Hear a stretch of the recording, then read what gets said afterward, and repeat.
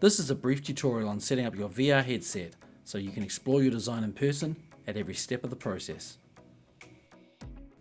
Once the app is on your phone, take the Respond VR headset out of its sleeve.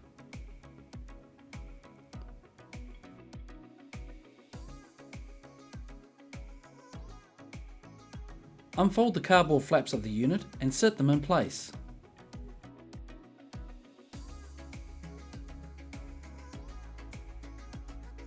Position your phone in the unit and secure the final flap.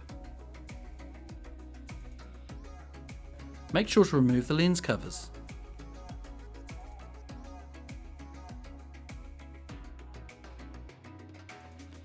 You can use the button on the Respond VR headset to control your movement.